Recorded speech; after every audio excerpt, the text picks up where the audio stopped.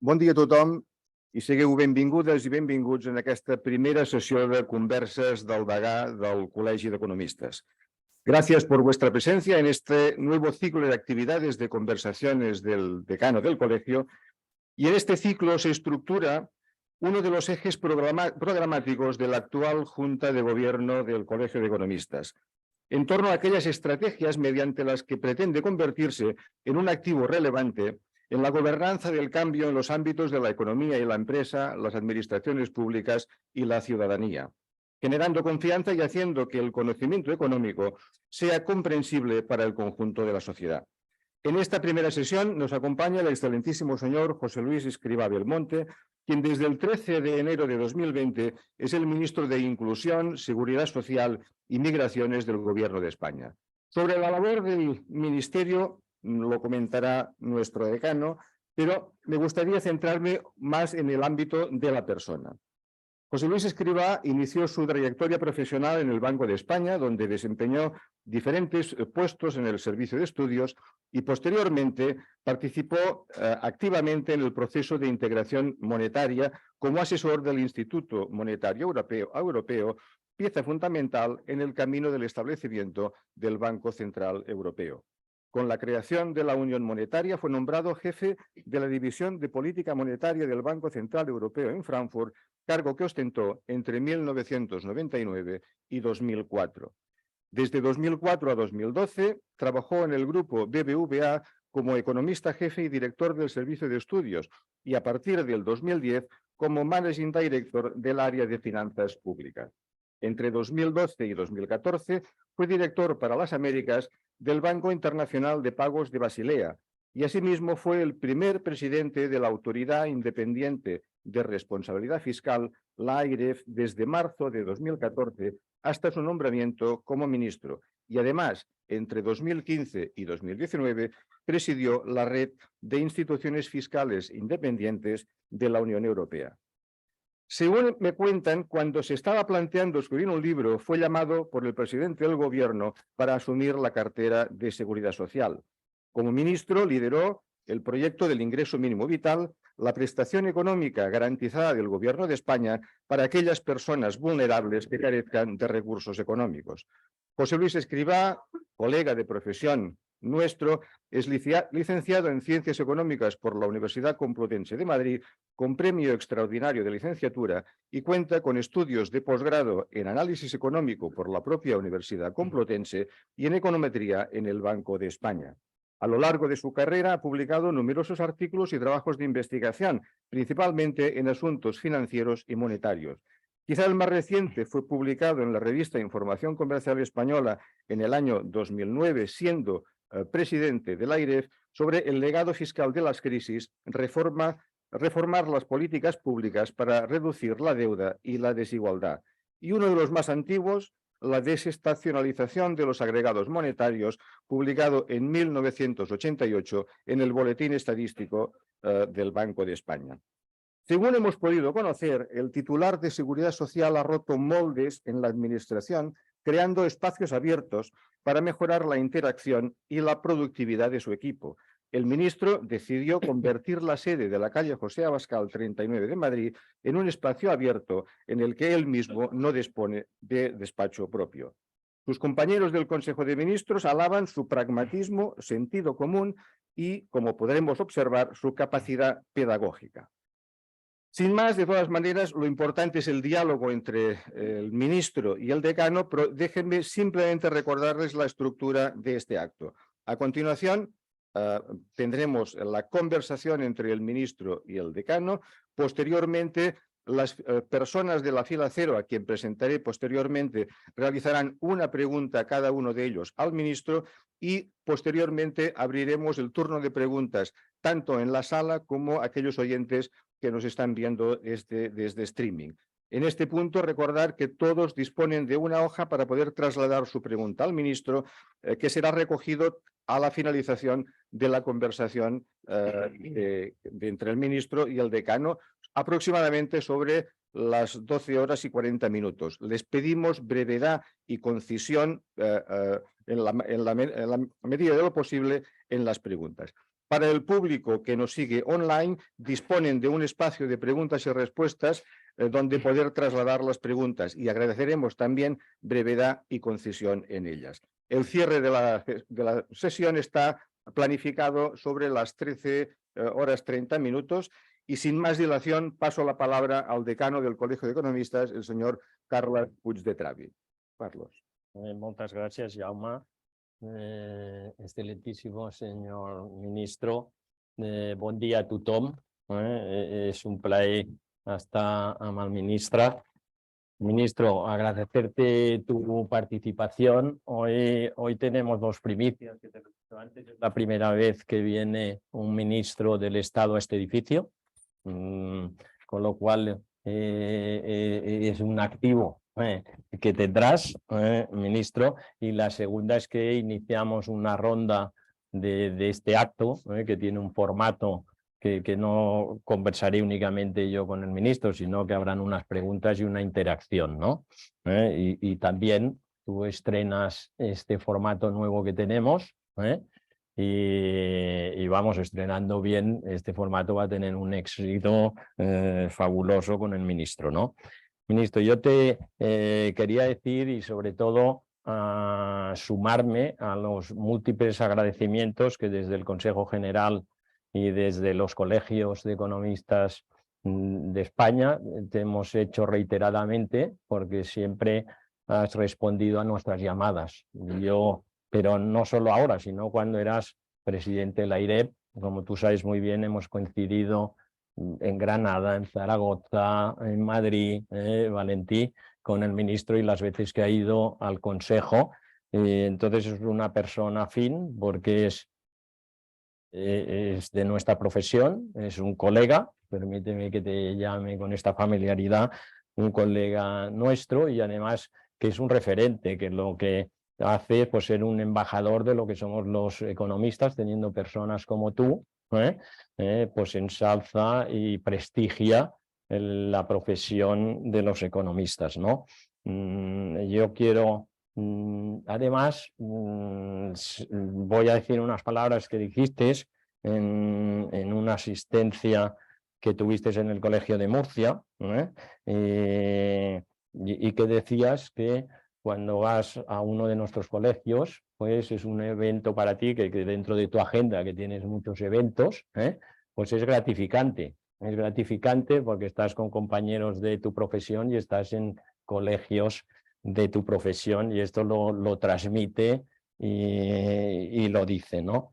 Además, también es muy interesante que me parece que hay 6 ministros que son de nuestra profesión en el gobierno, el presidente, la vicepresidenta, el ministro de Universidades, tú mismo, la ministra de Industria y Garzón.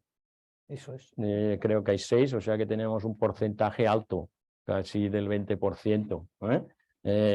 Hay mucho abogado, hay mucho abogado, hay médicos, tal, pero yo creo que esto tiene que ir cambiando, y yo creo que van a haber más economistas y además economistas que son un referente, y voy a dar 2 anécdotas que fueron de ayer por la tarde, que está el presidente de CECOT aquí, que pude hablar con el ministro Bolaño en un momento, y le dije, mira, mañana viene el ministro Escrivá a nuestro colegio, ¿no?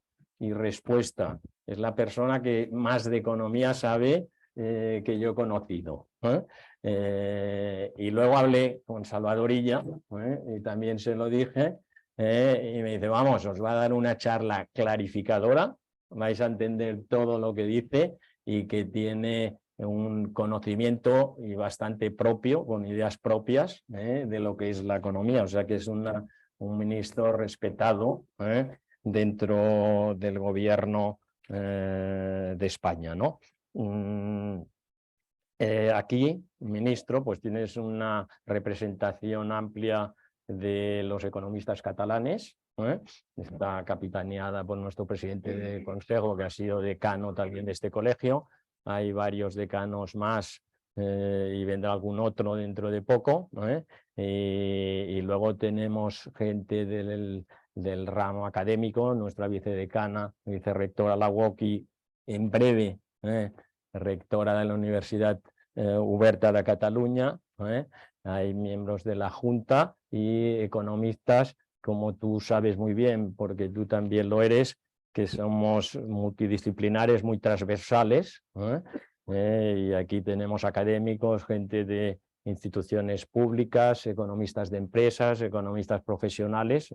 Estás aquí rodeado de compañeros, pero también hay representantes de instituciones importantes de Cataluña, ¿no?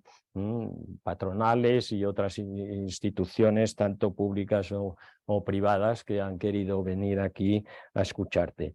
Yo para ya entrar en el diálogo, solo déjame decirte en un minuto 2 o 3 palabras de nuestro colegio. Pues el colegio, este colegio representa, que es el Colegio de Economistas de Cataluña, es decir, que tiene el ámbito de toda la comunidad autónoma. Hay colegios profesionales que tienen, pues están más centrados en una provincia. Nosotros representamos a toda la comunidad autónoma.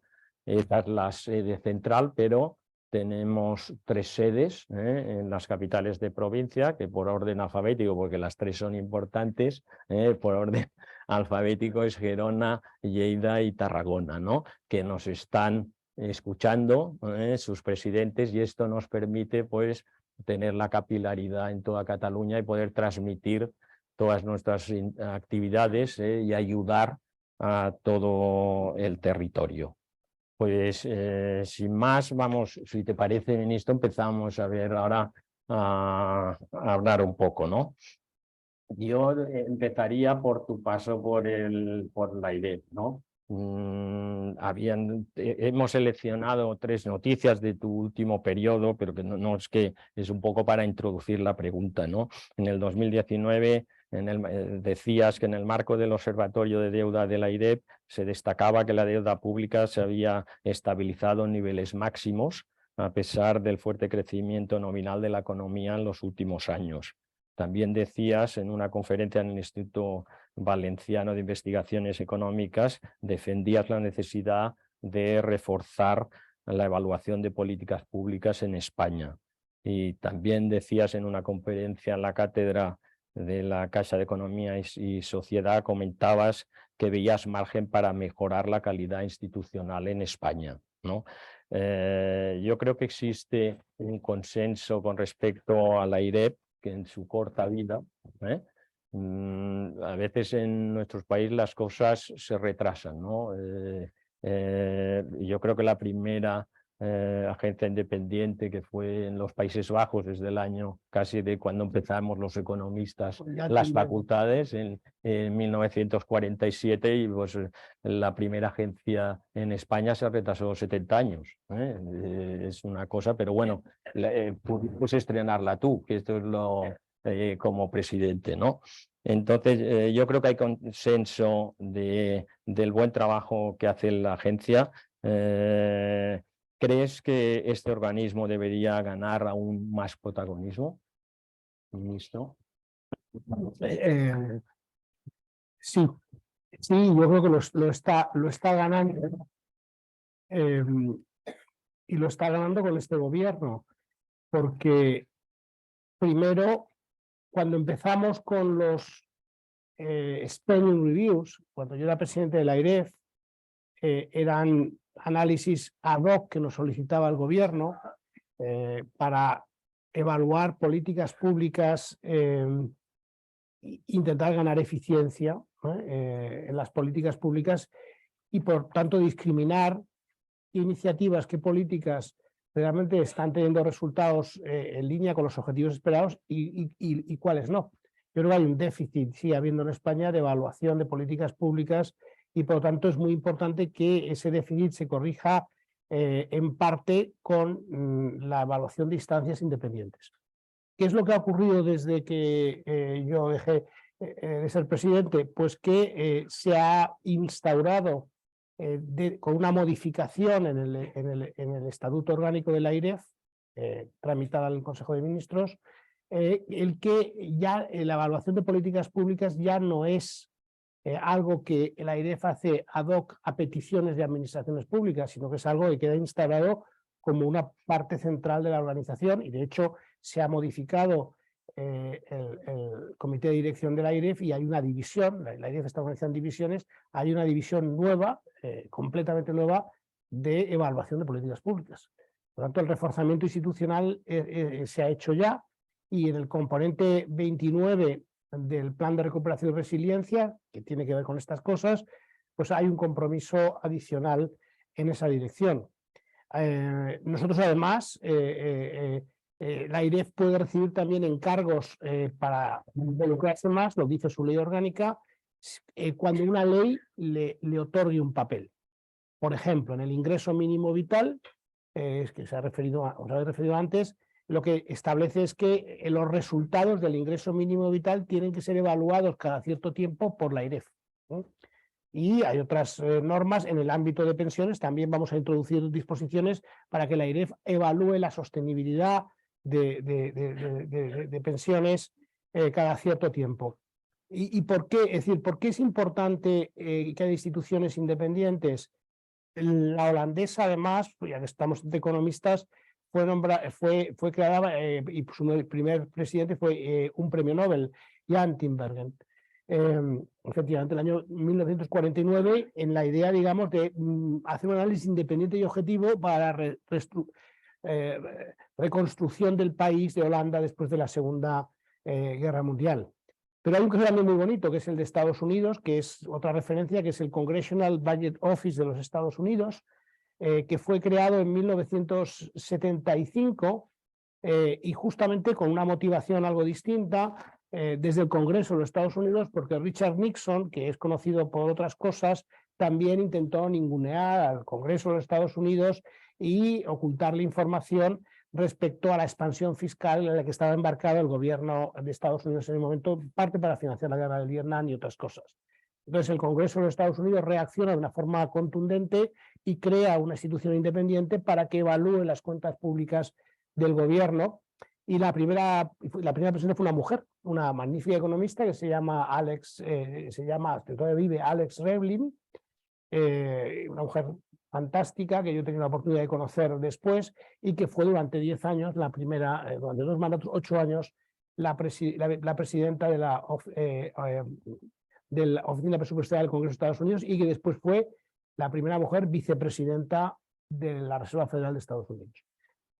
Cuento esto un poco, estamos entre economistas, pues aquí, es decir, nuevamente hay economistas, Charles Bean en el caso británico, es decir, que es muy importante reforzar las instituciones fiscales independientes, sobre todo porque mi formación mi formación es fundamentalmente no fiscal de origen, sino monetaria y financiera. Yo soy funcionario del Banco de España y he estado dedicado gran parte de mi vida a los temas de política monetaria y de regulación financiera. Y yo lo que observo, y aprovecho, es que mientras hay una cantidad de análisis, recursos analíticos que dedican los bancos centrales a analizar el resultado de sus políticas y a financiar, en muchos casos, incluso trabajos de investigación en el ámbito monetario y financiero, no se produce una situación igual en el ámbito fiscal. El ámbito fiscal y el ámbito general de las políticas públicas. Probablemente porque los gobiernos pues, son, digamos, más cortoplacistas, lo que tú tienes es mucha mayor rotación, en los bancos centrales hay mayor continuidad, hay más recursos económicos, los bancos centrales pues, funcionan con cierta holgura que no tienen los gobiernos. La realidad es que uno observa, yo he podido observarlo, que hay una brecha extraordinaria entre los recursos analíticos que se utilizan para el seguimiento de las políticas monetarias y financieras frente a lo que se utiliza en el ámbito fiscal y en el ámbito de políticas públicas en general. Por lo tanto, hay que reforzar instituciones como la AIREF. Por supuesto, España yo creo que tiene una buena ley orgánica de partida y lo que hay que hacer es seguir reforzándola con añadidos para su funcionamiento.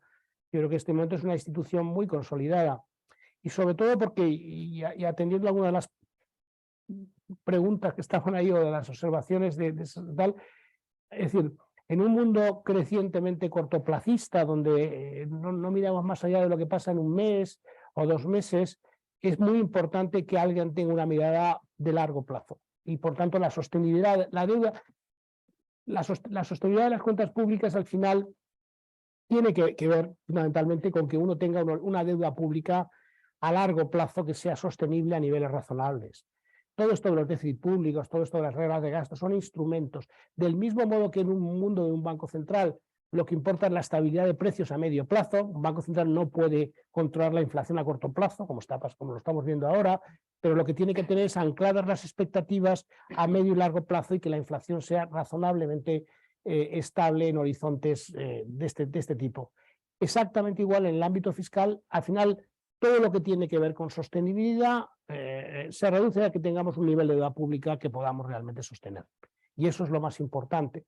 Y yo creo que ahí hay que poner el objetivo. A veces esto me recuerda, por ejemplo, yo creo que ya salto quizá a otro tema que es más propio mío ahora, es decir, los errores que se cometen a veces, es decir, por ejemplo, la sostenibilidad fiscal en España, después de la crisis financiera, que digamos, se cuestionó y hubo un problema de credibilidad sobre las cuentas españolas, pues, es decir, se intentó abordar en parte con medidas poco creíbles, que fue la reforma de pensiones del año 2013. En la reforma de pensiones del año 2013, que se encargó a un grupo de académicos, pues diseñar una medida no realista, que no llegó prácticamente a desplegarse y además técnicamente, en mi opinión, muy deficiente.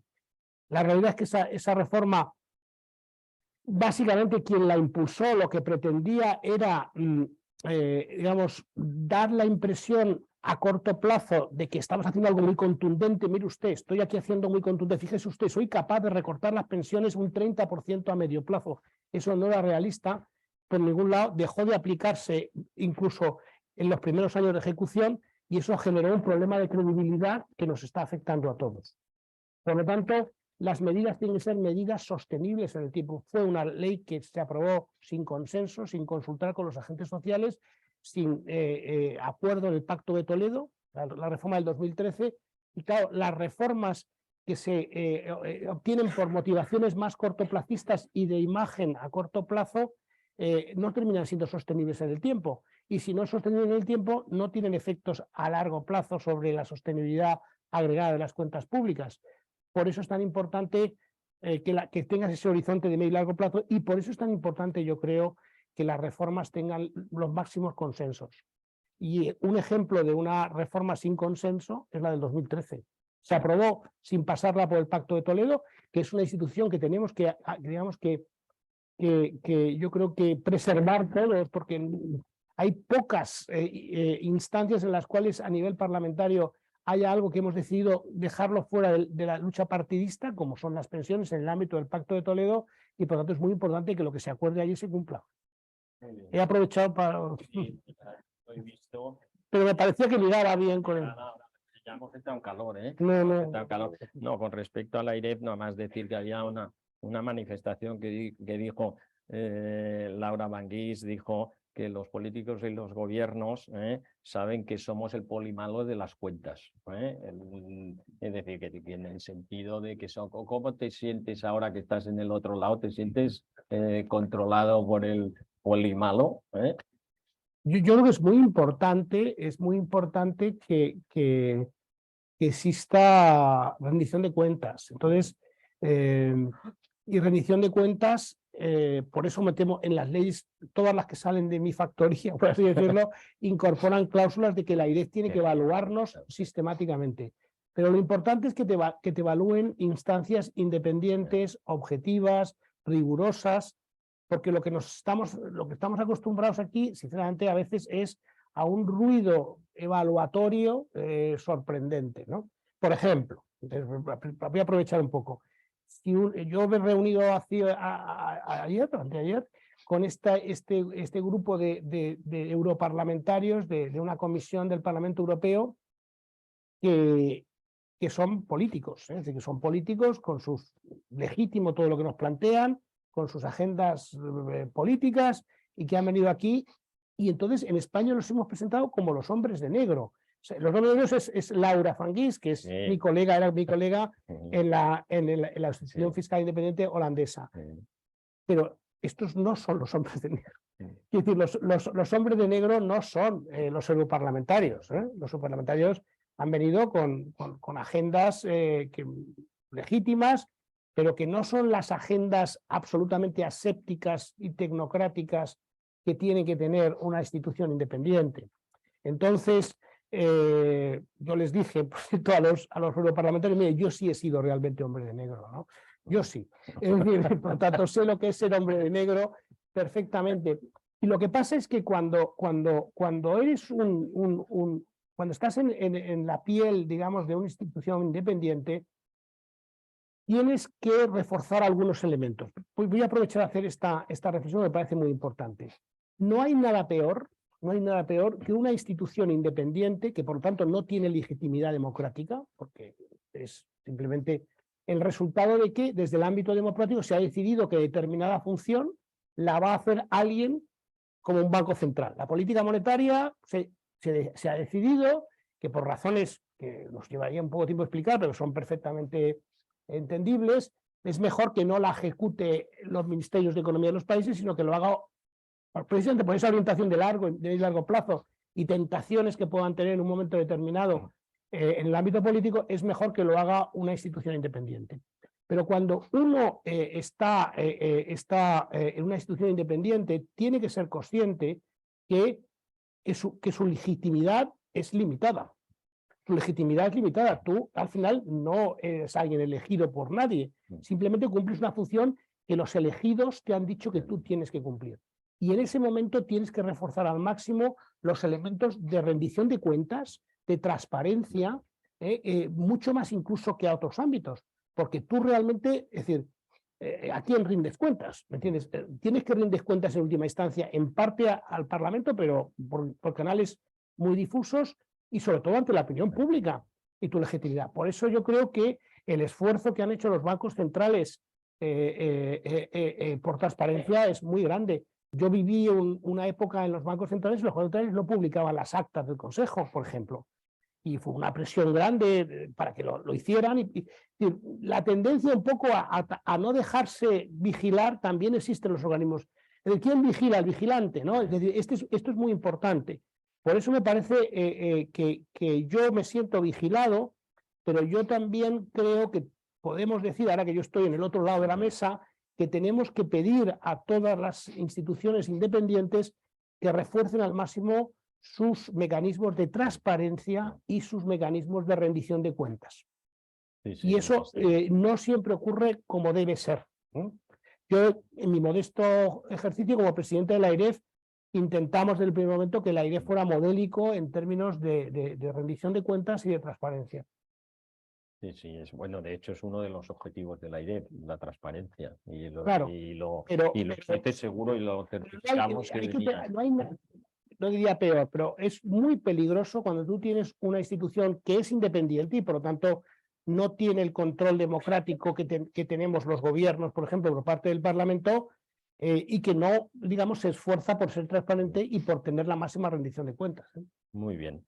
Ahora iremos acomodando un poco el tiempo. Voy a hacerte una pregunta más aprovechando tu perfil de economista, que nos digas a ver cómo ves España en el 2023 y en el futuro, retos, oportunidades, riesgos.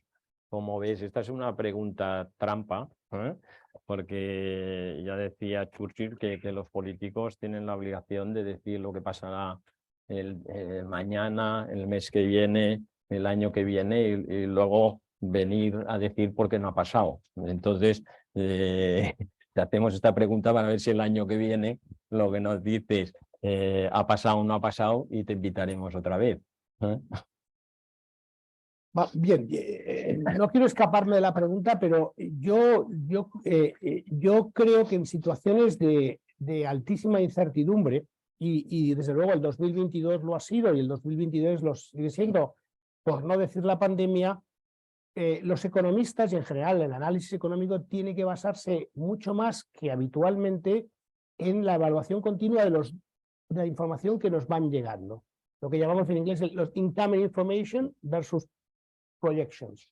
Es decir, las proyecciones son menos relevantes en situaciones de mucha incertidumbre. Son menos relevantes porque están sometidos a mayores márgenes de posible error. Y desgraciadamente, porque no es fácil, los economistas y en general los expertos tienden a hacer proyecciones puntuales. Entonces yo cuando veo y dicen la economía española va a crecer en el año 2024 el X, yo digo X más menos ¿cuánto? Porque realmente quien está haciendo esa previsión tiene, por ejemplo, imaginemos la previsión, es decir, la mayoría de los organismos internacionales economistas se han equivocado ampliamente a la baja en las previsiones de actividad económica en el año 2022. Pero ampliamente. Es decir, pero no es sorprendente, porque cuando hacían sus proyecciones tenían que anticipar cosas como muy difíciles, como cómo va a afectar la guerra, por ejemplo, a los mercados de materias primas y de energía, cómo puede eventualmente ocurrir o no un proceso de racionamiento de energía, cómo va a producirse, digamos, la reacción de los bancos centrales ante la inflación, cómo va o durante la pandemia ni te cuento, ahí había que tomar decisiones sobre temas básicamente sanitarios. En general, desgraciadamente, cuando se hacen proyecciones, este tipo de supuestos son importantes. Yo he hecho muchos cuadros macro y proyectado mucho en mi vida en distintos sitios. No se explicitan. Entonces yo cuando me preguntan, digo, ¿y usted cuál es su escenario central sobre la guerra de Ucrania? ¿Me entiendes? Es decir, que hay que partir con una aproximación geoestratégica y después ya saltas a la economía. Todo esto para decir que en este momento lo más importante es mirar los datos que van llegando. Y por tanto, y hacer poco caso a las proyecciones, que tienen un porcentaje de posible error enorme. Por ejemplo, voy a poner un ejemplo. Durante la pandemia, en el verano del 2020, me estoy acordando, a nosotros nos parecía sorpresa, ¿verdad? Nosotros teníamos mucho más. A veces, dentro del gobierno tienes datos diarios de muchas cosas y nos hemos procurado que te da una perceptividad adicional. Intentamos transparentemente que se conozcan, pero a veces no tenemos todo el éxito. Entonces, cuando nosotros vimos en el verano del 2020 que la pandemia no había tenido efectos, digamos, muy permanentes sobre el mercado de trabajo por el esquema de ERTES y de protección de autónomos, etcétera, estábamos viendo ya una recuperación del mercado de trabajo. Es decir, los organismos, el Banco de España, los organismos internacionales, estaban dando que la tasa de paro en España iba a ser del 25% en el año 2021. Del 25%. Claro, eso suponía un nivel de destrucción de empleo brutal, que nosotros no estábamos viendo, incluso en escenarios que no llevaban a una segunda ola de pandemia, y hubo segunda, tercera y cuarta. Bueno, el error es dramático. Lo que yo también creo que la profesión tiene que hacer es evaluar sistemáticamente los errores de previsión. Y que los errores de previsión, aquí casi nadie lo hace, pero yo creo que cada uno tiene que transparentemente decir, mire usted, mi previsión del año pasado era me he equivocado en esto, y hacer explícitamente un reconocimiento de qué estoy aprendiendo yo de mi error de previsión.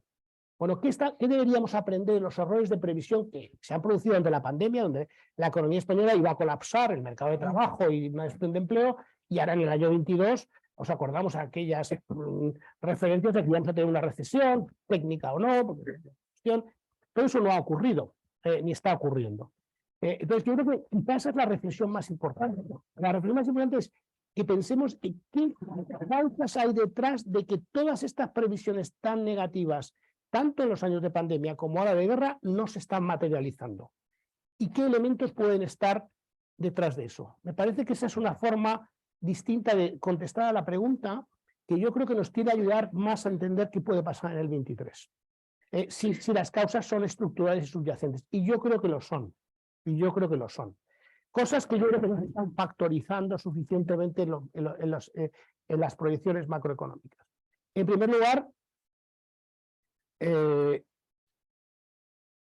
la reforma laboral. Y más que la reforma laboral, yo diría, y lo que se hizo durante la pandemia también, en los acuerdos con los agentes sociales, de ERTES, autónomos, etcétera.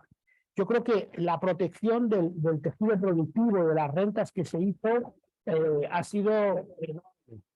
Eso ha permitido eso ha permitido... Hay un problema ahí de... ¿Soy yo o no? No sé si soy yo, pero bueno. Eso ha permitido pues un proceso de creación de empleo considerable. Ese crecimiento del empleo inesperado, además también se refleja un empleo de la calidad, ¿no? Igual es por algún micrófono o somos nosotros. ¿No? Me lo cambio de sitio a lo mejor, a ver. Me lo pongo por aquí, ¿eh? A ver si así, ahora parece que sí. No, estaba explicando que yo creo que lo que está demostrando la economía española es una resiliencia enorme. Esa resiliencia yo creo que se están produciendo realmente cambios estructurales en el funcionamiento del mercado de trabajo, creación de empleo de máxima... vale. Ahora sí, sigo hablando mientras tanto. ¿Sí?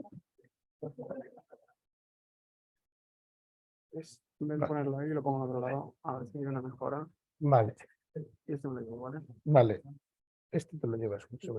Sí, Vale. Gracias. Muchísimas gracias. Esto es flexibilidad y agilidad, ¿eh? Que no. Habla muy bien de la institución, ¿no? El tener esta capacidad de respuesta que no suele ocurrir. Digo yo que yo tengo muchos actores de estos y siempre, no siempre, pero, Estaba preparado. no, pero lo relevante es eso, la capacidad de respuesta y de responder ante un problema, que es un poco lo que yo veo también en la economía española, es que es una economía, sinceramente, más flexible de lo que la gente se cree, con un empresariado, sinceramente, muy creativo. Es verdaderamente sorprendente que en este momento, muy innovador y con mucha capacidad gerencial, y yo creo que también con unos agentes sociales que colaboran, por ejemplo, en términos de digamos, sensatez a la hora de negociar condiciones salariales y condiciones de costes laborales. Porque, es decir, datos que yo creo que están ocurriendo, eso de mirar la información que nos está llegando, es decir, nadie hubiera imaginado que en una situación como esta, con un aumento de los costes de la energía como los que se han producido y otros inputs, España tenga superávit por cuenta corriente, con un déficit. España es un país crónico de déficit por cuenta corriente, pero en situaciones en las cuales tienes un déficit que se ha producido extraordinario, digamos, de la subbalanza energética, eso es así, el que el resto de las subbalanzas estén compensando, la verdad es extraordinario, que las exportaciones estén creciendo. España es el único país en los últimos años de los grandes países europeos que ha seguido dando cuota de exportación en los mercados internacionales. Es decir, miremos Francia, Italia, incluso Alemania, son países que van declinando en su cuota ante la fortaleza de países, digamos, emergentes y de terceros países muy potentes. En Europa pues cuesta mantener sus cuotas de exportación. España es el único país que tiene resultados sistemáticamente en los últimos años de mejora de sus cuotas de exportación. Bueno, estos son los datos. Estos son datos duros, ¿entiendes? Es decir, estos son los datos duros y por lo tanto yo creo que esa resiliencia se está mostrando. Además está el plan de recuperación y resiliencia. Hablando de resiliencia, es decir, el plan de recuperación cuyo despliegue probablemente no ha ido al ritmo tan rápido como esperado, en cambio es para bien, me voy a explicar. Es decir, el plan de recuperación y resiliencia, se lo decía, se lo comentaba yo a estos europarlamentarios hace 2 días, es una gran novedad a nivel europeo porque a diferencia de cómo se ejecutaban los fondos estructurales, ahora digamos hay 2 elementos muy importantes que marcan digamos el desembolso de los fondos y su ejecución. Uno es que es contra resultados. Aquí que hay empresarios entenderán lo importante que es decir, todo se evalúe contra resultados, no contra criterios puramente de legalidad, de que lo se ha gastado, que están las facturas, que está todo en orden, que es un poco lo que nos venían preguntando y tal. Mire usted, todo eso está por seguro, pero lo que no está asegurado y que tiene que ver con lo que hablamos de la evaluación de políticas es que los fondos tienen que tener resultados tangibles en las inversiones y las inversiones tienen que tener resultados efectivos y que además tiene que haber una serie de reformas estructurales de acompañamiento para amplificar el efecto sobre el potencial productivo de la economía de esas inversiones. Todo eso, por primera vez, lo tenemos en el marco europeo del Plan de Recuperación y Resiliencia, y es extraordinariamente positivo.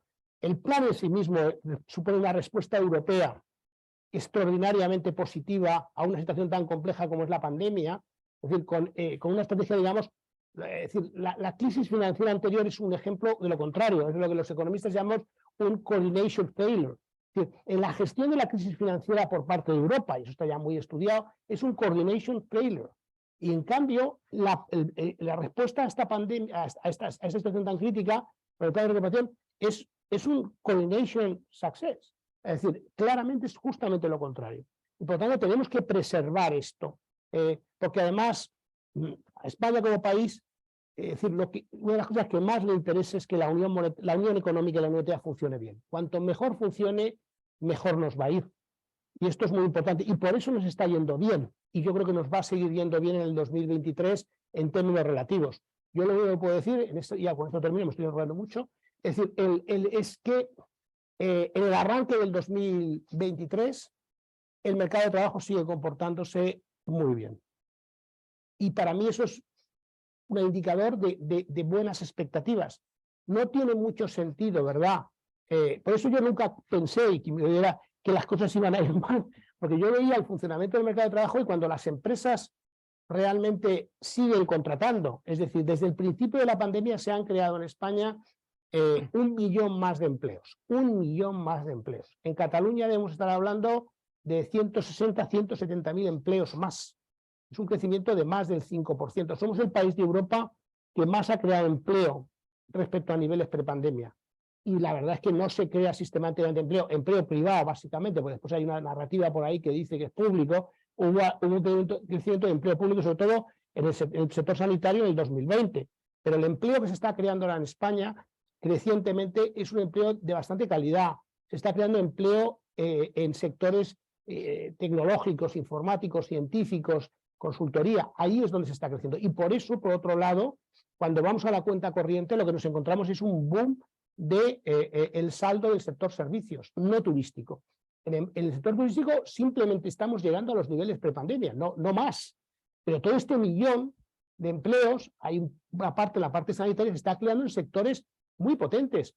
Y estamos viendo, es decir, que el comportamiento de la cuenta corriente no solamente está siendo muy bueno en el ámbito de servicios, porque el turismo todavía no ha aportado lo que aportaba, es que estamos viendo buenos resultados en el sector químico, claramente incluso en el sector industrial se está comportando claramente en este momento mucho mejor que en la crisis anterior, y el empleo está aguantando mucho mejor en este sector. Y eso es muy importante. La agroindustria, por ejemplo, está creciendo muchísimo en esto. Es decir, yo creo que tenemos palancas muy fuertes subyacentes, y el empleo en el mes de febrero va a ir muy bien.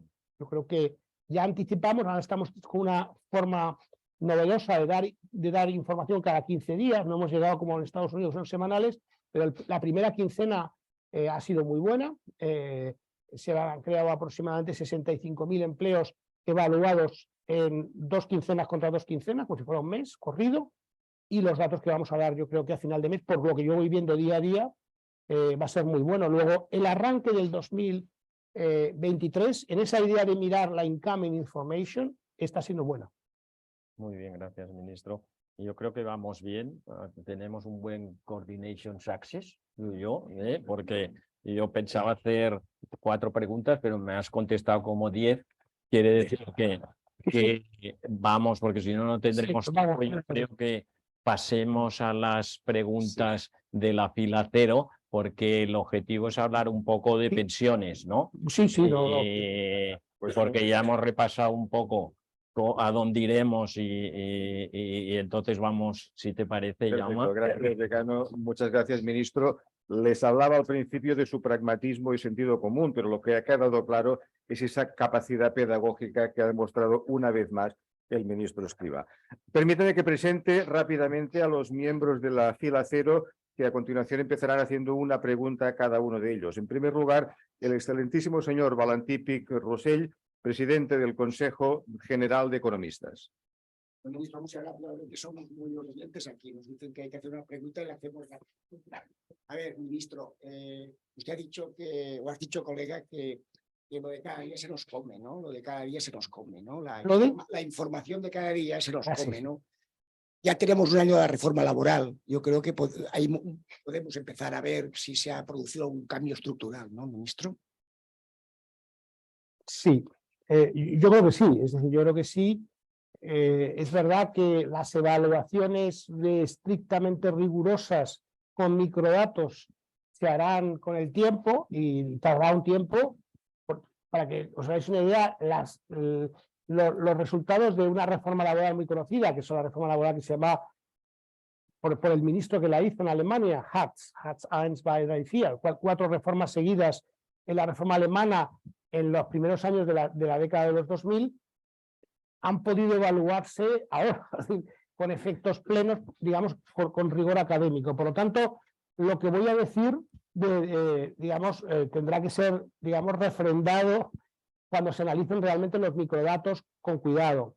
Pero nosotros realmente sí que estamos viendo, es decir, cuando uno mira simplemente gráficos, después una de las formas de ver un poco si se ha producido resultados muy gráficos es lo que los economistas llamamos,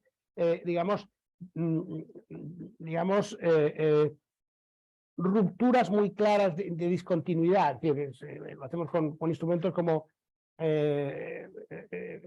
bueno, no voy a entrar en la tecnicidad del asunto, pero hay distintas técnicas econométricas que permiten ver cuándo se ha producido una ruptura fuerte asociada a un cambio de algo que ocurre en el momento del tiempo.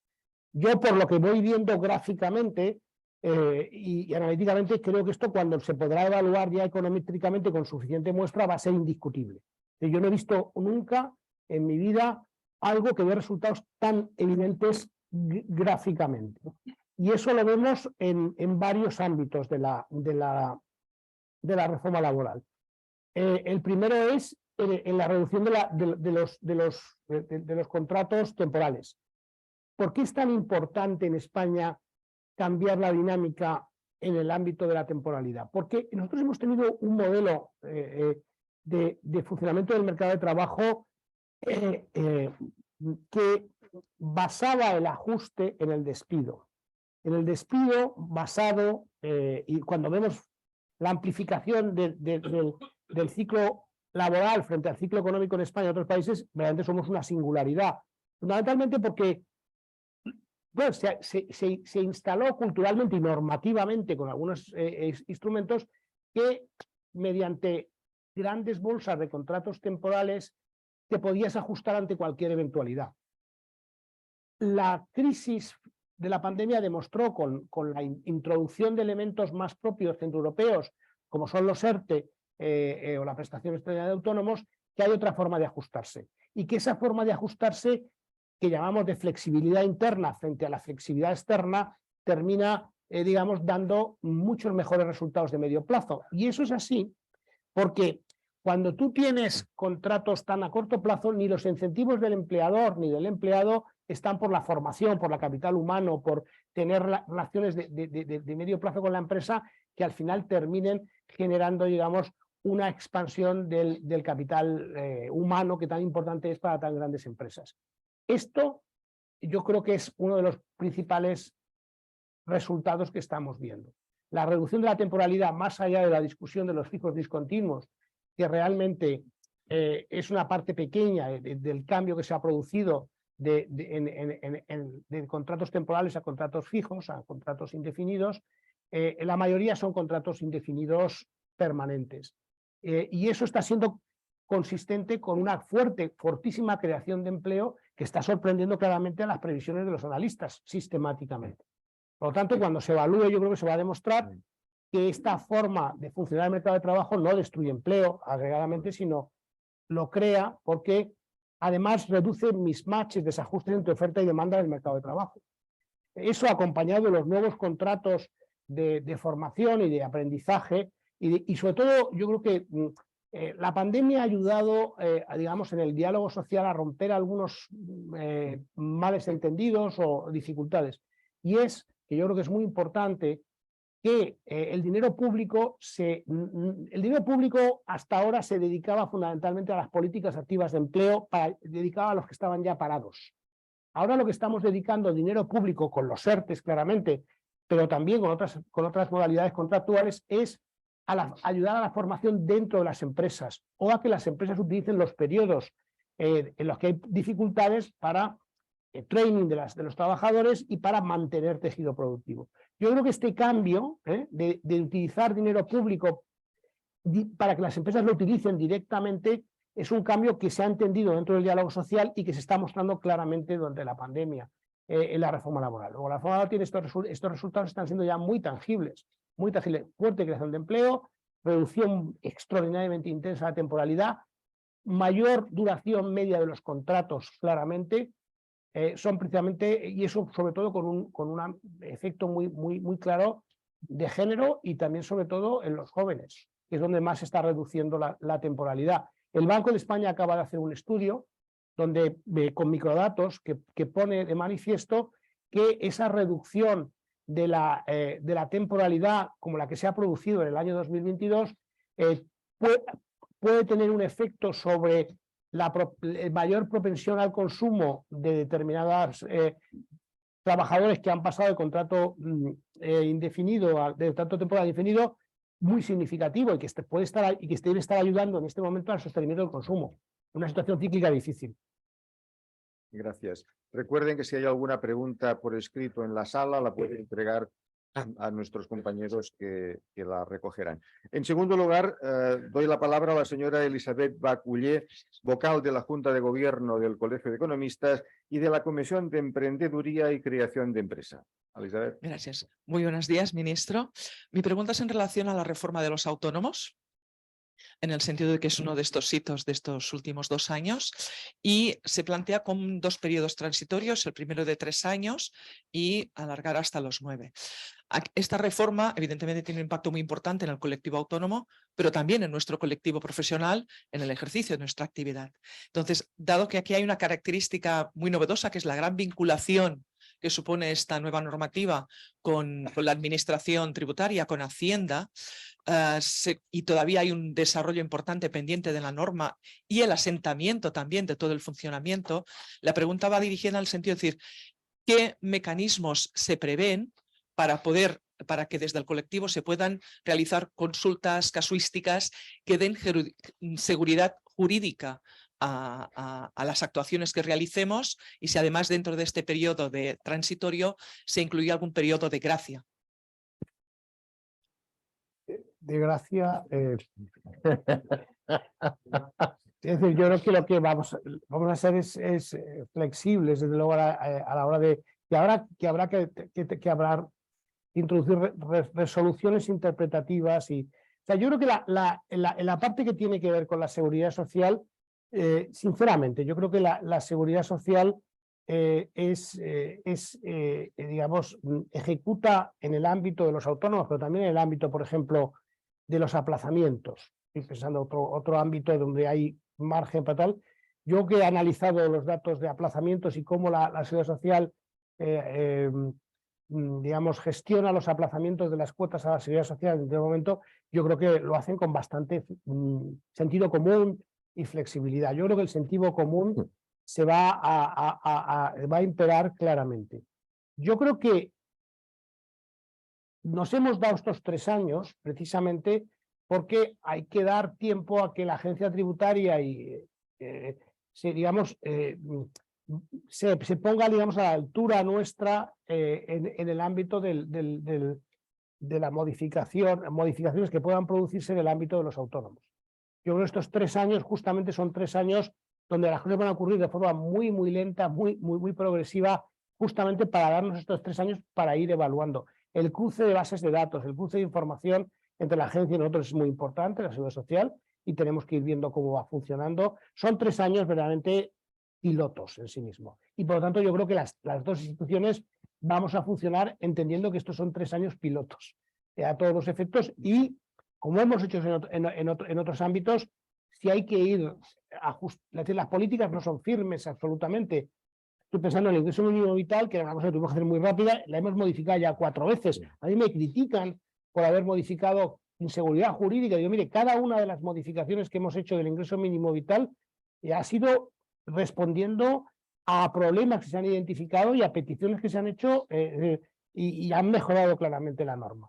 Yo creo que tenemos que estar preparados, y así esa es nuestra política, nuestra perspectiva, a que igual hay que hacer algunos ajustes, no sé a qué ámbito normativo o qué ámbito interpretativo, pero lo que pasa es que, bueno, pues efectivamente estamos ante un nuevo régimen, es un régimen muy esperado en general y que tiene, yo creo que sobre todo lo que va a permitir es instaurar un régimen de protección mucho más fuerte para los autónomos a medio plazo. Yo creo que ese es el gran elemento que hay detrás de esta reforma, porque lo que vimos durante la pandemia es que cuando realmente hay una situación extraordinariamente complicada, es la protección del Estado, en el sentido amplio, la que realmente es el último seguro.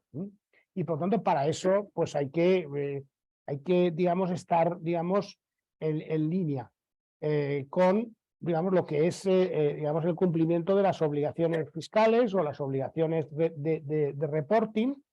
Y yo creo que eso es lo que además permite después que la protección te llegue en plenitud cuando realmente en su caso lo necesites. Gracias. A continuación, la señora Nieves Rabasó, vocal de la Junta de Gobierno del Colegio de Economistas y presidenta de la Comisión de Relaciones Laborales y Gestión del Capital Humano. Buenos días, señor ministro. Mi pregunta va dedicada o dirigida al tema o la regulación de la incapacidad laboral, Vale. la incapacidad temporal que tanto dinero está costando tanto a las empresas como también en las cuentas públicas. ¿Se ha planteado desde el Ministerio un cambio en la gestión donde quizá pudiéramos dar una mayor relevancia a las mutuas de accidente de trabajo para la gestión y control de estas situaciones? Gracias. El ámbito de la incapacidad temporal es un ámbito que involucra a distintas administraciones e instancias, no solamente a nosotros, sino también, efectivamente, bueno, las mutuas las supervisamos nosotros, pero tiene un componente muy importante en los servicios públicos de salud. Y por lo tanto, es decir, lo que hagamos, digamos, de trabajar conjuntamente con los servicios públicos de salud es fundamental en la incapacidad temporal. Y yo creo que lo que tenemos que intentar es que es decir, la utilización que pueda hacerse en su caso, primero yo invito a que esto vaya en plenitud al diálogo social. Nosotros tenemos una forma de actuar que yo creo que hace que estos temas deben ir al diálogo social y que nosotros estamos, de hecho lo estamos discutiendo al diálogo social, pero yo invito también en el ámbito empresarial a que le den prioridad a este asunto en el ámbito de negociación que tenemos de distintos elementos, porque yo creo que es un tema importante. Nosotros lo que hacemos, lo que hemos hecho nosotros, voy a contar algunas cosas que nosotros hemos hecho en ese ámbito, porque efectivamente pues, tenemos una preocupación compartida. Primero es, y no es un tema trivial, una cosa que hemos hecho a partir del 1 de abril, es modificar y simplificar todos los sistemas de las bajas. Ahora mismo ya no tiene que ser el trabajador el que lleve la baja a la empresa, sino que lo hemos automatizado el procedimiento. Esto, más allá de que es una simplificación digamos, y que facilita todo el proceso, tiene implicaciones importantes, porque pensemos, por ejemplo, ¿se acuerdan aquel piloto que se suicidó, que llevaba un alemán? Esa persona estaba de baja por un problema mental, pero la empresa no lo sabía, porque él no entregó la baja. Entonces, todo esto es relevante.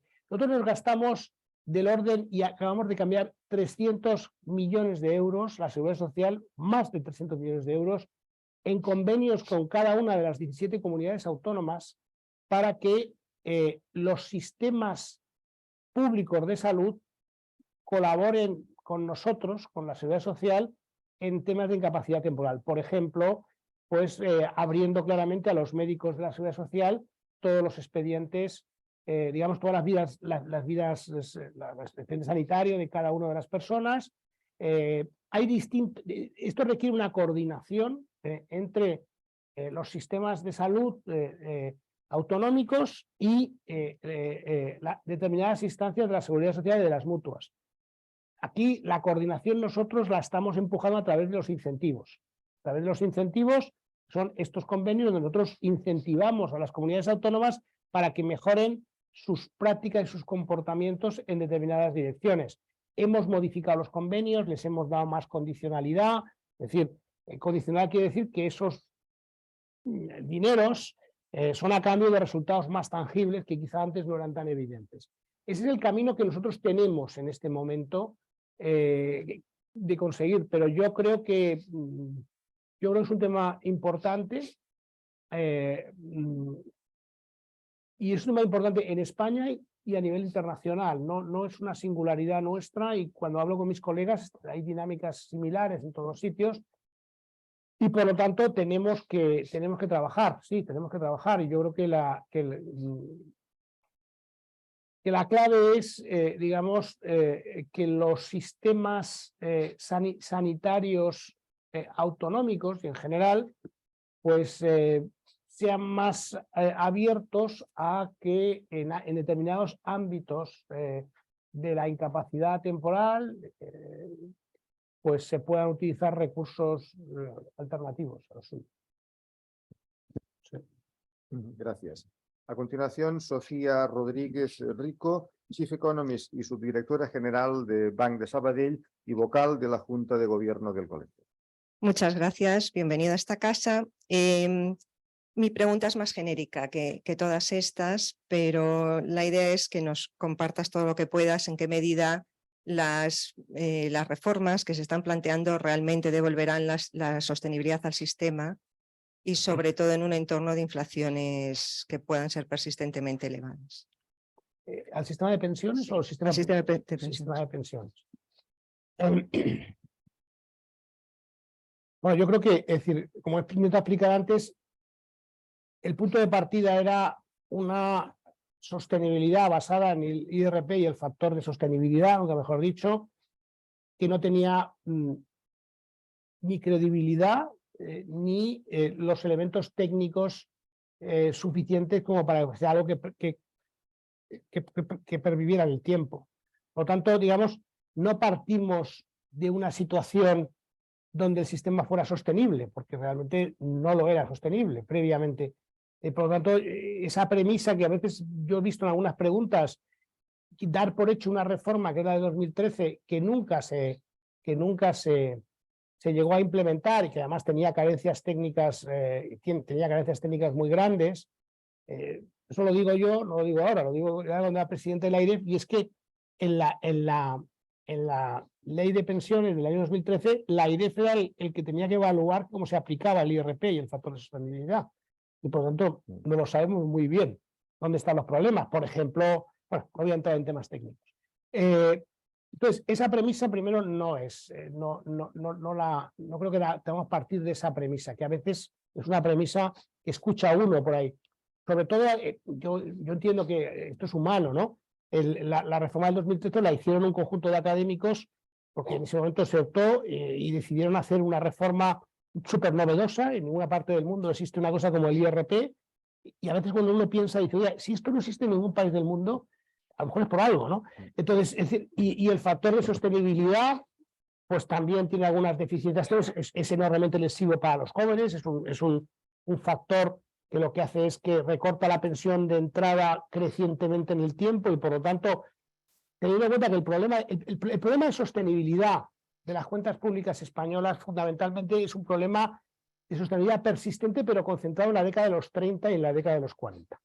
Entonces, lo que sale, por ejemplo, si uno mira las proyecciones del Aging Report de la Comisión Último del 2021, lo que uno ve es que el máximo en gasto en pensiones está en el 2047, 48, y después ya empieza a declinar. Y esto es importante que lo tengamos en la cabeza. Tiene a declinar porque básicamente lo que ocurre es que lo que tenemos es una generación muy ancha, que es la nuestra, nuestra generación, que le sigue una generación mucho más estrecha, pero la generación que sigue a esta estrecha es de tamaño muy similar, y esto ya es bastante determinístico, con lo cual lo que termina ocurriendo es que el sistema se vuelve a reequilibrar mucho a partir del 2050. ¿Por qué el factor de sostenibilidad que se ha derogado no tenía mucho sentido porque lo que hacía era abordaba la sostenibilidad sin entender esta dinámica. Es decir, el factor de sostenibilidad apenas tenía efectos sobre la sostenibilidad del sistema, empezaba a tener efectos fuertes a partir de la década de los 40, que es cuando realmente el sistema ya empezaba a estabilizarse. Porque lo que hace el factor de sostenibilidad, para quien no lo hacía, entonces, es recortar la pensión de entrada en función de una brecha de esperanza de vida y sobre las pensiones de entrada de los nuevos pensionistas. Para que nos entendamos, un pensionista de los del baby boom que va a entrar dentro de unos años al sistema, a lo mejor si hubiera aplicado el factor de sostenibilidad, se hubiera recortado la pensión a lo mejor un 2-3%. A un joven, ¿verdad?, que se va a jubilar en el año 2050 o 2060, el recorte de la pensión de entrada puede ser del 25% por aplicación del factor de sostenibilidad. Esto es, desde un punto de vista intergeneracional, totalmente injusto. Por eso había que derogar el factor de sostenibilidad y sustituirlo por algo mucho más justo, que es el mecanismo de equidad intergeneracional que vamos a poner. Esto por centrar el tema. Y ya del IRP, pues es que era un mecanismo que no tenía ninguna probabilidad de supervivencia. ¿Cómo estamos consiguiendo la sostenibilidad del sistema? Otro elemento erróneo, yo creo, desde el punto de vista de sostenibilidad. Los problemas de sostenibilidad de un sistema no vienen por un shock de inflación. No. Un shock de inflación, depende de cómo funcione, lo que hace es que aumenta, pasado un tiempo, razonablemente igual ingresos y gastos. A no ser que se produzca una caída permanente de salarios reales, porque la seguridad social se financia fundamentalmente con la evolución de los salarios. Y por lo tanto lo que está ocurriendo, de hecho, este año es ¿cuánto ha crecido los recursos de la seguridad social en el año 2022? Pues aproximadamente un 9%.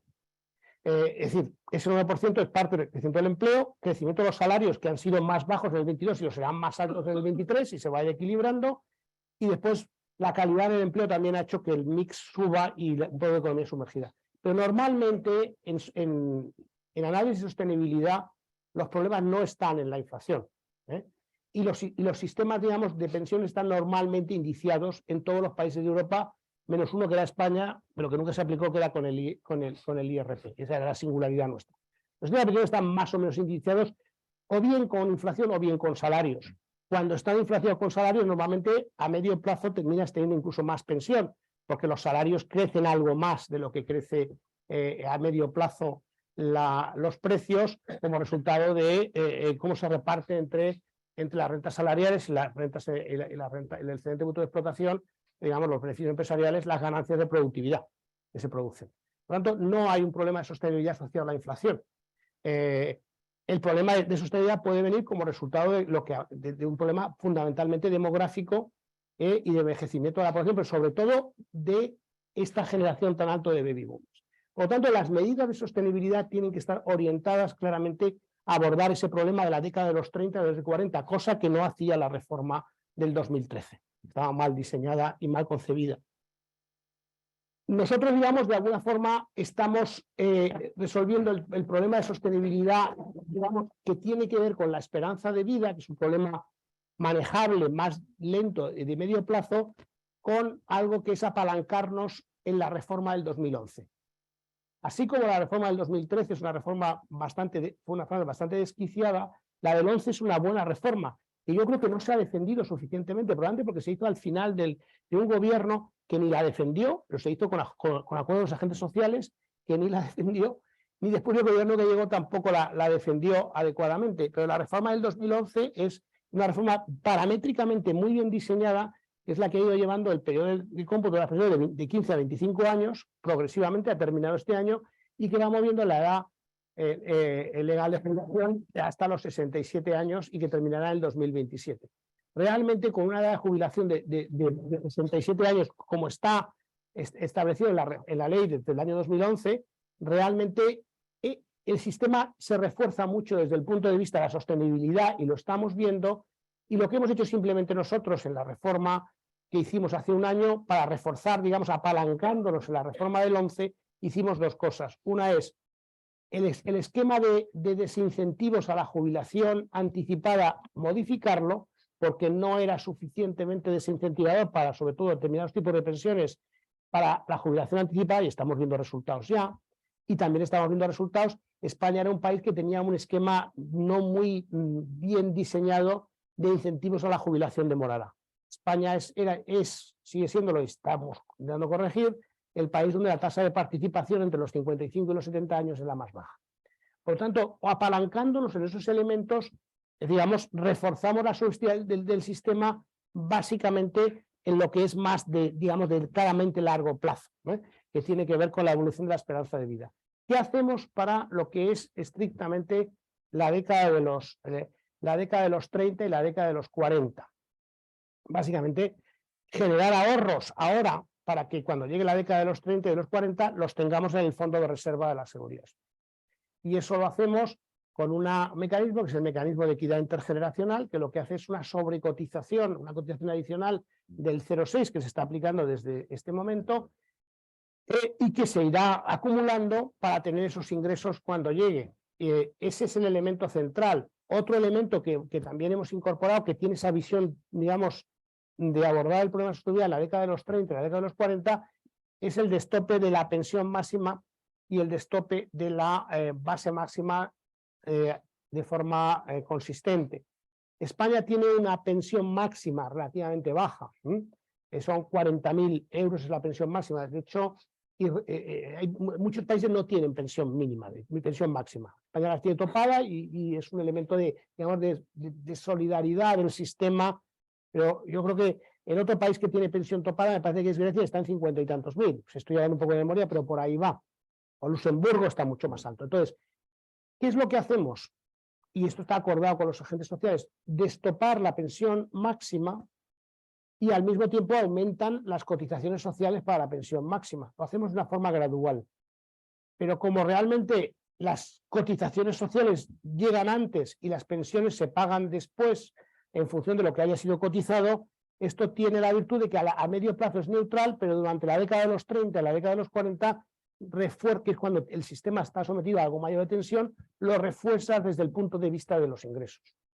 Esto es lo que hacemos para resolver el sistema y yo creo que lo que va a salir del acuerdo de pensiones que estamos, digamos, terminando de culminar en los distintos ámbitos políticos, sindicales y patronales y agentes sociales y también, porque son hitos del plan de recuperación, yo creo que va a tener esa configuración de dar al sistema sostenibilidad cuando más lo necesita, que es en las décadas, las dos próximas décadas. Y eso es muy importante tenerlo en cuenta. Mientras tanto, lo que hemos hecho es reducir el déficit de la Seguridad Social. La Seguridad Social tiene un déficit en el año 18 del 1,7%, terminamos el déficit el año pasado en el 0,5%, y este año pues podemos tener algún déficit similar. Tenemos un desfase con el tema de la inflación temporal, pero si hubiera habido una inflación del 3-4% en lugar del 8% el año pasado, el sistema obligatorio ya está en superávit en el año 2023. Vamos a tener un desfase en el tiempo que llegamos a llegar al superávit por este decalaje en cómo se revalorizan las pensiones, pero yo creo que el punto de partida del sistema es bastante sólido. Vamos a ver, en el tema de las pensiones hay, lo tengo que decir así, hay intereses por dar la impresión de que el sistema no es sostenible. Pero vamos a ver, lo que yo estoy diciendo, como presidente de la Autoridad de Responsabilidad Fiscal, nosotros, porque hay un artículo que lo dice así, en la Ley Orgánica de la AREF, teníamos que evaluar la sostenibilidad y la posibilidad de un déficit estructural. Lo que estamos, por casualidad de la vida, me ha tocado después a mí llevar a cabo esta reforma. No es muy distinto ni el diagnóstico ni la forma de abordar el problema y los elementos de seguridad de lo que yo decía hace 5 o 6 años. Si alguien me mira, escucha lo que yo decía, pues verá que no es muy distinto lo que estoy diciendo aquí ahora. El problema que nos hemos enfrentado es que, y eso explica, es que por razones que no vienen al caso, pues nos hemos encontrado en España con, que es otro tema que tiene que ver también con el tema de las pensiones. Hay una tendencia, yo he sido funcionario de organismos internacionales y del Banco de España y de tal. Y claramente hay una cierta tendencia entre que yo nunca he compartido, pero que he vivido y he discutido entre los tecnócratas, incluso académicos y tal, digamos, de ser pesimista y hacer escenarios particularmente conservadores. En el fondo, cuando yo estaba por ejemplo, recuerdo en el Banco de España, discutíamos, un poco el argumento era, oye, vamos a ponerlo esto un poquito más negro, porque ojo que el político, si no, después se nos relaja. Bueno, a mí esto siempre me ha parecido intolerable. Y cuando yo estaba allí, digo, usted lo que tiene que hacer es dar el escenario más probable, que es lo que intenté yo hacer el primer día en la AIREF. Pero no, porque me parece que no estás legitimado para decir, bueno, vamos a ponerlo esto, vamos a coger el escenario, vamos a sobreponderar este escenario de riesgo negativo, porque si no, estos se nos relajan, básicamente. Esto es lo que ocurre muchas veces con las proyecciones de pensiones, que coges escenarios que yo veo que son particularmente pesimistas en proyecciones poblacionales, de migración neta, de funcionamiento del mercado de trabajo, que es todo lo que tiene que proyectar para el 2050. Y como esto, yo voy a poner la parte negativa. Pero claro, al poner la negativa, lo que está diciéndole es a las sociedades, usted, ante un escenario que no es el más probable, que puede ser más negativo, tiene que hacer medidas ya ahora de ajuste a medio plazo. Sinceramente, no me parece razonable. Me parece más razonable mecanismos con los que viene la ley nuestra, que es vamos a hacer un escenario central que sea el más probable y después vamos a dar mecanismos de revisión y reglas de cierre que hagan que si se producen desviaciones en X plazos haya un compromiso de atarse las manos, de hacer cosas adicionales. Pero no me pide usted que adelante ahora un montón de medidas por si acaso mi escenario más pesimista ocurre. Eso es básicamente lo que hay detrás de muchísimas de las previsiones que nos llegan de personas que son los muchos grandes opinadores sobre pensiones en España. ¿Vale? Gracias. Y finalmente, Antonio Hernández, economista jefe y director de Planificación Estratégica y Estudios de CaixaBank y miembro de la Comisión de Economía Internacional y Unión Europea del Colegio. Enrique. Buenos días, ministro. Hola. A mí, de momento, lo que me queda muy claro es que de los pocos que aciertan las proyecciones, las predicciones, es el ministro Bolaños, que dijo ayer que te ibas a explicar muy bien. Yo creo que... La pregunta que te quería hacer es sobre los planes de pensiones de empresa, que uno de los objetivos de la reforma es que esos planes despeguen, se universalicen, lleguen a las pymes, a los autónomos, y te quería preguntar si crees que hay suficientes incentivos ya encima de la mesa para que eso suceda, si eres optimista de que vamos a ver eso en el corto plazo. Muchas gracias. Sí, gracias, Enrique. Agradezco la pregunta.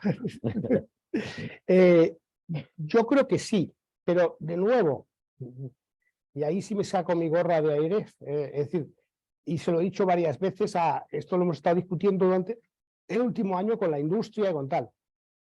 Dado que cuando hablamos de incentivos hablamos de dinero público, pues claro, es decir, en el fondo una desgravación fiscal, una desgravación de cuotas de la seguridad social, una exoneración de no sé qué, que es de lo que estamos hablando, eso es equivalente a más gasto público. Lo digo porque, por la vía de renunciar a ingresos. Lo digo porque a veces no somos del todo consistentes. No somos del todo consistentes cuando decimos, no, hay que controlar el gasto público, hay que reducir el gasto, pero nos pasamos la vida pidiendo subvenciones o nos pasamos pidiendo exoneraciones o reducciones de impuestos. Al final, el cómo instrumenta una política puede ser a través de más gasto o de renuncia de ingresos mediante distinto tipo de instrumentos. Digo esto porque lo que hemos hecho, yo creo que la ley de planes de pensiones, no soy objetivo, evidentemente, pero yo creo que está bastante bien hecha y que deberá funcionar. Tenemos un gran sector como es la construcción, que con más de 1 millón de trabajadores, que ya ha decidido poner un 1% de la subida salarial del año pasado y de este año dedicado a planes de pensiones, y estamos pensando que otros sectores tracción deberían ir. Yo creo que hay administraciones públicas detrás, los autónomos están llegando a acuerdos para llevar esto adelante, que es otro de los... Esto, por ejemplo, va a beneficiar extraordinariamente al autónomo, porque el autónomo que antes no tenía la posibilidad de un plan colectivo de empleo. Yo siempre digo, yo he tenido 2 planes colectivos de empleo personalmente. Uno individual en una institución financiera en la que yo trabajé y tal, y otro como funcionario del Banco de España cuya comisión es del 0,27. 0,27. Los planes tienen performance parecidos, pero uno es el 0,27, la comisión de la otra no la voy a decir. Entonces, pero quienes saben, quienes tienen, es decir, esto es así, es ley de vida, quienes tienen que negociar, por así decirlo, directamente un autónomo un plan de pensiones en su oficina bancaria, no es lo mismo que cuando los autónomos se organizan y son capaces de tener un plan de empleo para los propios autónomos. Ese es un poco el concepto. Pero los autónomos es un colectivo muy importante, también las pymes, también que tienen menos capacidad de negociación, y la ley está llena de instrumentos para que refuercen su capacidad de negociación a la hora de conseguir buenos planes de empleo. Y yo lo que a la industria le he dicho siempre es, la industria, dado que el potencial es tan grande, tiene que entender la industria que la forma es de ganar no a través de márgenes, sino de volúmenes. Y los resultados pueden ser incluso superiores. El problema de cortoplacismo en España no solamente lo tenemos en el sector público. Yo, que también he trabajado en un banco de casi 10 años, también lo tienes ahí. Y entonces, el cortoplacismo es, oye, tengo un instrumento que me da márgenes muy grandes, pero no incentivo, y de hecho no ha habido grandes iniciativas. Acá es una excepción, por cierto. El sentido, es decir, pero no ha habido en la industria en general, con alguna excepción honrosa, de impulsar mucho el instrumento de planes de empleo. Pero yo creo que el potencial de crecimiento es enorme en España. ¿Cuáles son los incentivos? Los incentivos yo creo que están por el lado del empleado y del empleador. Por el lado del empleador, tú tienes, primero, es un gasto deducible, eso es así, tienes una exoneración significativa con un límite en la cuota del impuesto de sociedades, y después tienes algo que también hemos introducido, y es que es decir, la parte de la negociación colectiva que vaya a una aportación del empresario de planes de pensiones no cotiza a la seguridad social. Por lo tanto, ese 1% del sector de la construcción, ese 1% no tiene que cotizar, en diferencia de la subida que sí va. Y es que además me parece que en este momento es particularmente importante impulsar planes de pensiones, porque es una forma de ayudar a los bancos centrales. A ver si me puedo explicar. Los bancos centrales, en una situación como la actual, pues de una perturbación de inflación tan grande a corto plazo, su capacidad, digamos, para reconducir la inflación a corto plazo es muy pequeña, lógicamente. Lo que pueden hacer es cosas de anclaje. Su instrumento principal, digamos, de transmisión de la política monetaria es a través de subir los tipos de interés, y con ese mecanismo de subir los tipos de interés generar un efecto de sustitución entre consumo y ahorro, que al final genere más ahorro, menos consumo, y eso pueda presionar a la baja la demanda agregada y así la inflación. Como podemos intuir todos pensando en este proceso, no es inmediato, ni rápido, ni cierto. Pero sí, en un contexto de negociación colectiva como la actual, en la negociación se decide que una parte de la subida salarial se pueda dedicar a ahorro diferido, ahorro a largo plazo a través de planes de pensiones, le estamos haciendo el trabajo al Banco Central, ¿no? Ese es un poco como yo veo la importancia de impulsar esto también coyunturalmente. Por el lado del empleador, la ventaja es que hay hasta un límite de 10.000 euros de exoneración en el impuesto sobre la renta, con un modelo de mismatch. Bueno, yo diría que vamos a ver cómo funciona. Yo creo que es prudente poner unos incentivos razonables y ver si son suficientes, y si no, pues habrá que revisar los incentivos. Pero dado que estás renunciando a ingresos públicos, tienes que ser prudente desde el principio. Un tema en este tema que ha sido un poco controvertido y que yo me asumo responsabilidad es haber reducido la desgravación para los planes individuales. Hasta 1.500 euros, era 8.000 y lo hemos bajado a 1.500. La razón, lo digo aquí porque digamos, no me escabullo, es que realmente con esto queremos empujar también a los intermediarios financieros a que promuevan planes públicos. Y digamos, en la comercialización de los planes individuales, la desgravación fiscal hasta 8.000 euros era un instrumento bastante importante de impulsar. Lo que queremos, como es dinero público lo que hay detrás, es decir, renunciamos a ingresos públicos, es perfectamente legítimo que lo orientemos hacia donde nosotros pensamos que tiene que ser el bien público a preservar, que es el ahorro a largo plazo, y sobre todo de personas que no ahorraban hasta ahora mucho por distintas razones, cuando lo que hemos visto es que los planes de pensiones individuales, fundamentalmente, y eso lo analicé siendo presidente del AIRE, lo analizamos, justamente van dirigidos hacia rentas medias altas, que además sustituyen formas de ahorro. No hay una expansión genuina del ahorro agregado. Bien, perfecto. Pasando ahora al tercer bloque y último, y aunque vamos como siempre justos de tiempo, pero hay preguntas para que respondas hasta la merienda. Pero como hemos de ir a comer antes, he intentado resumir. Ha habido preguntas sobre futuro de renta básica universal, más sobre autónomos, sobre migraciones, pero me gustaría empezar por resumir dos cuestiones en el ámbito de pensiones y, si es posible, dar paso, que nos lo ha pedido Antonio Cañete, a hacer una pregunta en concreto. Sí. En cuanto a pensiones, resumo las preguntas que hace Agustí Sala del Periódico y Eduardo Magallón de Vanguardia. ¿Cuánto puede costar incumplir la reforma de las pensiones y en qué situación está esta reforma y por qué no se consigue pactar el periodo de cálculo de las pensiones con los sindicatos? Son varias preguntas. ¿Cuánto nos puede costar incumplir la reforma? Pues es que no vamos a incumplir la reforma. Es decir, no vamos a incumplir la reforma, porque no tanto, cuando decimos incumplir, yo creo que es un término que se utiliza para hacer referencia como a cumplir con Bruselas, ¿no? Pues o con el plan de recuperación.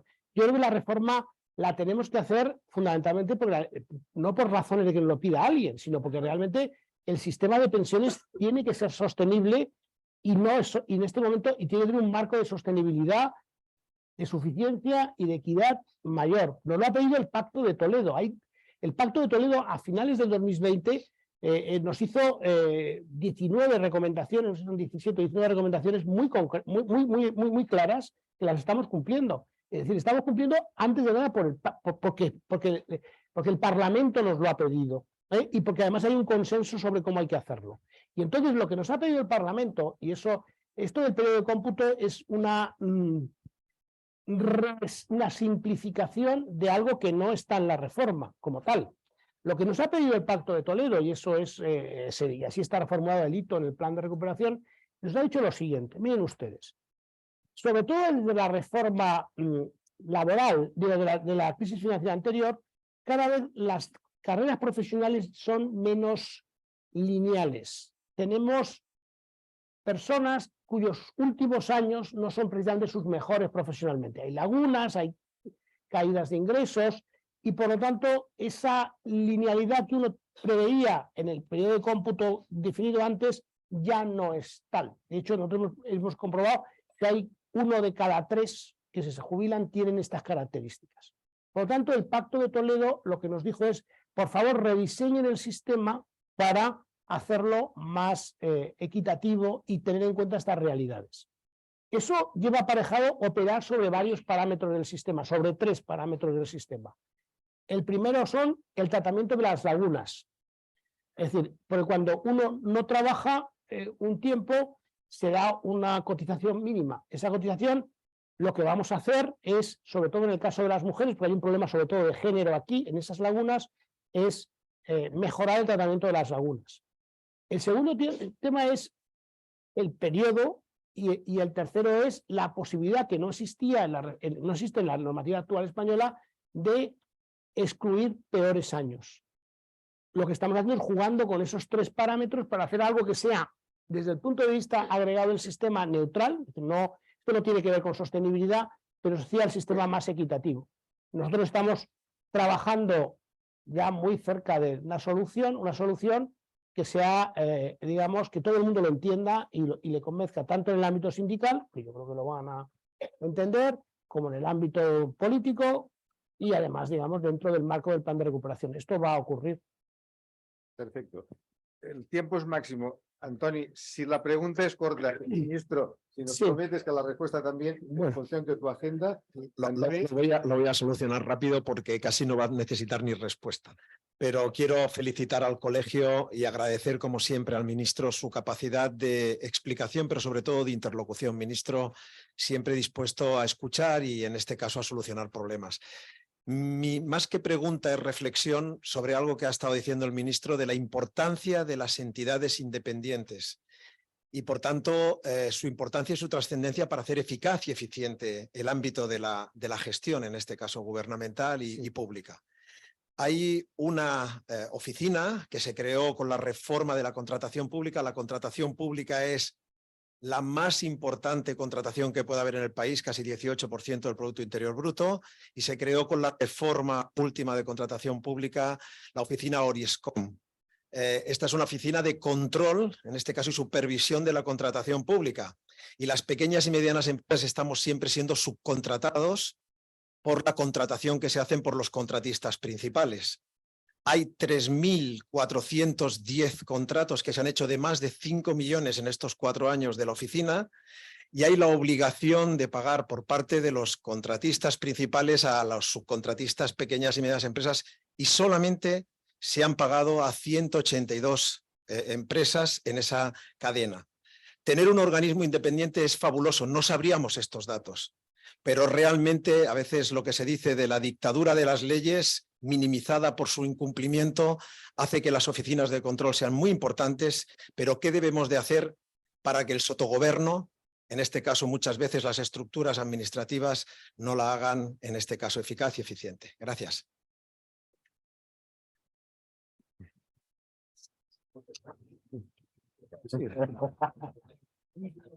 Gracias. ¿Alguna pregunta más? ¿No? Decano, Hay más preguntas. yo creo, decano, deberíamos ya cerrar esta primera conversación del decano con el ministro Escrivá.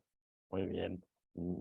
Pues muchas gracias, ministro. Y yo quería deciros que la sesión como hoy, pues van a haber una serie de sesiones más de aquí al verano.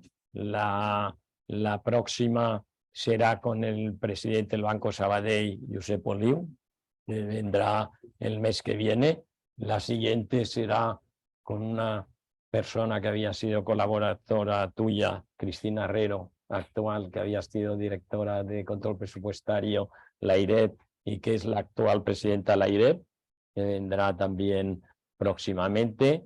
Vendrá también el presidente del ICAC el 12 de julio, porque se celebrará esa fecha, el 40 aniversario de la primera ley de auditoría, y vendrá aquí con nosotros. Y el mes que viene, el día 22, esto os lo podéis reservar, viene la consellera de Economía, Natalia Mas, que ya se habrán presumiblemente aprobado con toda seguridad los presupuestos, y vendrá aquí al colegio a explicarlos, y conversaremos con ella.